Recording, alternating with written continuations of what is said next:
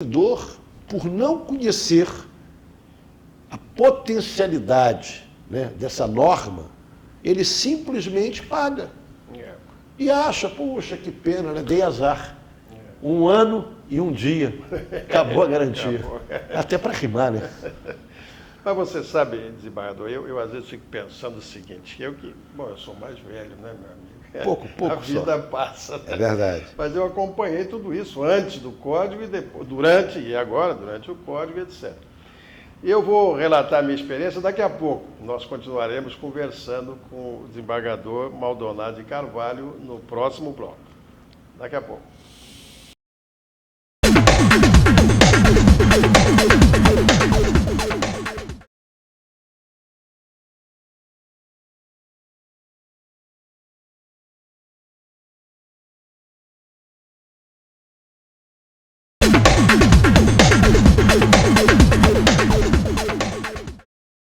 Muito bem, estamos de volta ao programa Justiça Sem Fronteiras, conversando com o desembargador Maldonado de Carvalho, da primeira Câmara Civil do Tribunal de Justiça aqui do nosso estado.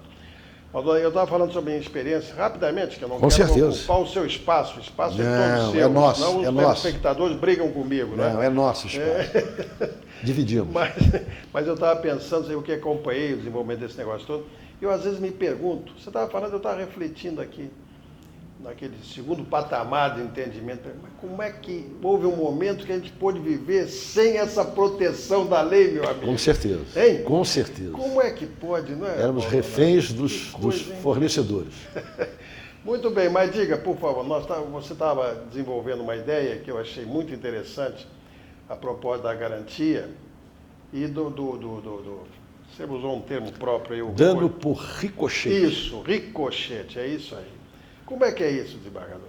É outra, né, forma de se examinar a aplicação, não só da garantia, mas também, né, de todo esse emblemático, né, modelo que nós temos, que é, como disse, é único, né, o Código de Defesa do Consumidor hoje é referência para o mundo todo, porque é uma lei que se aplica. Aquela velha história, né? Tem leis que pegam, né? E que não pegam. Como se isso pudesse ser verdade. Mas, dentro do que diz o povo, né? A bem da verdade é isso. Só que o consumidor brasileiro ainda não conseguiu usar tudo aquilo que o Código de Proteção e Defesa do Consumidor põe a ele. Né? Proporciona, põe à disposição. Esses casos, né? Eu digo sempre, que a gente vai, né, vivenciando e vai aprendendo e vai utilizando, né, esse mecanismo todo que é colocado à nossa disposição, é esse chamado dano por ricochete. O problema foi causado por um determinado aparelho que está na garantia, até aí sem problema. Mas só que esse dano vai além desse aparelho e traz problemas para outros que estão ligados, por exemplo, à mesma rede elétrica. É o caso de um freezer que, em decorrência de um defeito de fabricação, dá um curto-circuito e projeta, né, esse dano para outros. Por isso é que se diz, né, normalmente, dano por ricochete.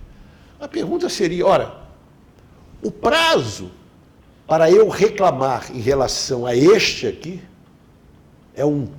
E o prazo para reclamar em relação aos outros, que não tem mais garantia nenhuma, são velhos, não foi esse fornecedor que fez a venda, seria também passível de indenização? Digo eu, sim. E digo mais, com prazos diferenciados. Porque esse prazo aqui, eu estou reclamando pelo defeito. Mas contra o fornecedor desse freezer, do primeiro. Eu estou reclamando pelo defeito, que fez com que ele, né, e é de fabricação, é evidente, que ele não prestasse, né, aquele serviço que dele eu poderia legitimamente esperar. Mas esse aqui eu resolvo. E os outros? É por isso que a gente chama de ricochete. Só que o prazo não é o prazo do artigo 26, que trata da garantia legal, que trata, né, do vício oculto, e por isso o prazo, quando esse vício é identificado, é que passa a correr E é a vida útil daquele produto que vai ser o limite de tempo para que eu possa reclamar. E aí a gente usa o artigo 27. Porque se aqui decorreu de um vício, o outro dano decorre de um fato. Que fato é esse? O fato daquele freezer, em razão de um defeito de fabricação, é causado dano nos outros. E aí o prazo muda, vai para 5 anos. Porque aquele prazo que está lá no artigo 27, 5 anos, é um prazo prescricional. E esse prazo do artigo 26 é decadencial. Por isso, usando o que diz o Código Civil, no momento em que esse prazo decadencial do artigo 26 se inicia, os 90 dias ou os 30, se for para bem não durável, ele não se interrompe, não se suspende, ele vai embora, diferente do outro, que é prescricional. Então, esse dano por ricochete, ele vai alcançar também os outros bens que, em razão desse vício, desse problema, perderam também a sua utilidade e, óbvio, esse prazo aí não é o da duração razoável daqueles produtos, mas sim o prazo que a lei prevê de 5 anos. Mas, desembargador, me diga uma coisa, e qual é a sua experiência? Você que é um homem não só da linha de frente, você está lá na primeira Câmara Civil, com um fuzil armado e tal, mas é também um homem das grandes reflexões, lá não só na Emerge, no Fórum Permanente, mas é um pensador a propósito desse assunto. Vossa Excelência hoje é um homem especializado nisso.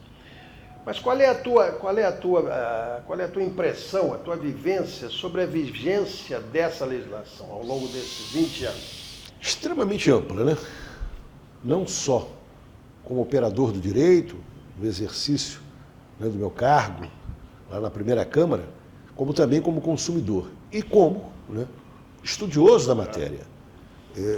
O livro que eu editei pela Lumen Iuris, que é Direito Consumidor, Fundamentos e Posição Doutrinária e Jurisprudencial, esse livro está na 4ª edição.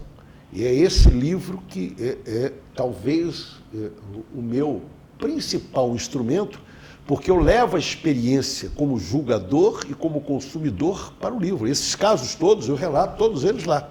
Sim. E eu tenho a certeza de que nós ainda podemos ir muito mais longe com essa legislação, que ainda é muito nova, Essa fase em que estamos vivendo, 20 anos, 21, que era a antiga maioridade civil, a rigor, essa fase ainda é uma fase de conhecimento.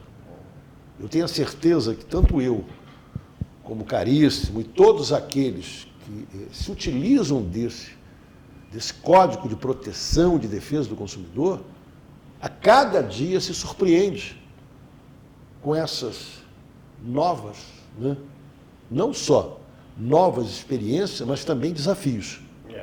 Tanto os desafios como as experiências têm dado essa sensibilidade de que nós podemos ir muito mais longe. E tenho certeza que nós iremos.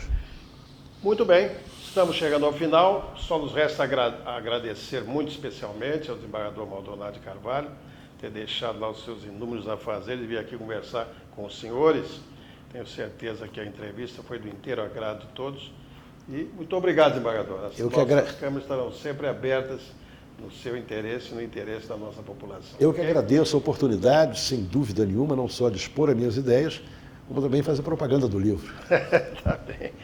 Muito bem. Fale conosco em www.justiçasemfronteiras.com.br. Justiça sem cedilha, hein? Muito bem. A senhora Rose Nascimento me faz a seguinte pergunta. Ih, minha filha, isso aqui é uma pergunta que você está me fazendo, daria para fazer um programa inteiro sobre isso, mas eu vou sintetizar, claro, Diz assim, universo jurídico, morosidade do judiciário, culpa exclusiva da lei e do advogado? Não, minha querida. Eu acho o seguinte, eu sempre fui contra esse negócio de morosidade, isso é uma coisa simplista, é tudo muito devagar, O judiciário não é uma coisa para operar, como muita gente pensa, assim, correndo, não é. É uma coisa para pensar, para refletir. E os litígios se desdobram naturalmente, independentemente da culpa de quem quer que seja, ou do judiciário, ou da parte interessada, do advogado. Faz parte da estrutura. Tá bem, minha filha? todos nós na sociedade brasileira estamos trabalhando para tentar, na medida do possível, viabilizar uma justiça mais rápida, mas é difícil, não se iluda não. O direito é o que torna a lei um instrumento vivo da justiça. Roscoe Pound, jurista norte-americano. Muito obrigado pela atenção e até uma próxima vez.